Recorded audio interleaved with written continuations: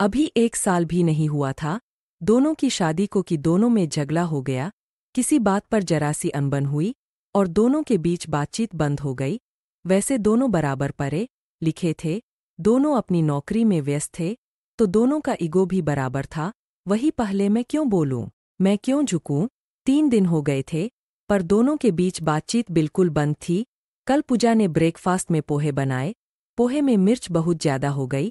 पूजा ने चखा नहीं तो उसे पता भी नहीं चला और यश ने भी नाराजगी की वजह से बिना कुछ कहे पूरा नाश्ता किया पर एक शब्द नहीं बोला।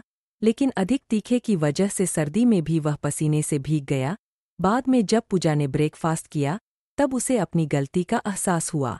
एक बार उसे लगा कि उसे यश से सॉरी बोलना चाहिए, लेकिन फिर उसे अपनी फ्रेंड की सीख याद आ गई कि अगर तुम पहले झुकी तो फिर हमेशा तुम्हें ही झुकना पड़ेगा। और वह चुप रह गई, हालांकि उसे अंदर ही अंदर अपराध बोध हो रहा था। अगले दिन संडे था तो यश की नींद देर से खुली। घड़ी देखी तो 9 बज गए थे। उसने पूजा की साइड देखा, वह अभी तक सो रही थी। वह तो रोज जल्दी उठकर योगा करती है। यश ने सोचा खैर मुझे क्या। उसने किचन में जाकर अपने लिए नींबू पानी बनाया और न्यूज़पेपर लेकर बैठ गया। 10 बजे तक जब सुधा नहीं जगी तब यश को चिंता हुई। कुछ हिचकते हुए वह उसके पास गया। पूजा 10 बज गए हैं, अब तो जगो, कोई जवाब नहीं दो।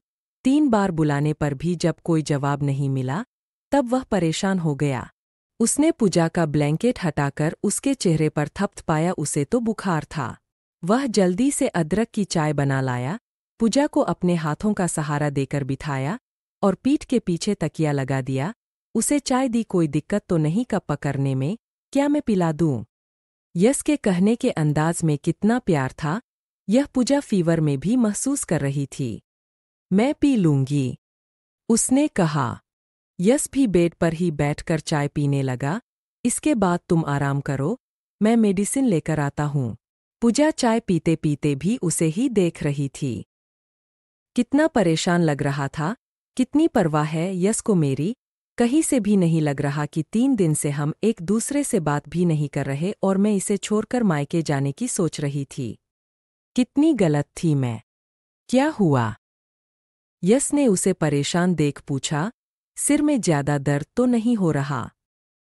आओ मैं सहला दूं। नहीं यश, मैं ठीक हूं। एक बात पूछूं? हाँ बिल्कुल, यश ने सहज भाव से कहा। इतने दिन से मैं तुमसे बात भी नहीं कर रही थी और उस दिन ब्रेकफास्ट में मिर्च भी बहुत ज्यादा थी। तुम बहुत परेशान हुए फिर भी तुम मेरी इतनी केयर कर रहे हो। मेरे लिए इतना परेशान हो रहे हो क्यों? हाँ, परेशान तो मैं बहुत हूँ। तुम्हारी तबीयत जो ठीक नहीं और रही मेरे तुम्हारे झगड़े की बात। तो जब जिंदगी भर साथ रहना ही है तो कभी कभी बहस भी होगी, झगड़े भी होंगे, रूठना मनाना भी होगा। 2 बर्तन जहां हों वहां कुछ खटखट तो होगी ही। समझी कि नहीं मेरी जीवन संगिनी? सही कह रहे हो, कहते हुए पूजा यश के गले लग गई। मन ही मन उसने अपने आप से वादा किया, अब कभी मेरे और यश के बीच ईगो नहीं आने दूंगी। Thanks for watching.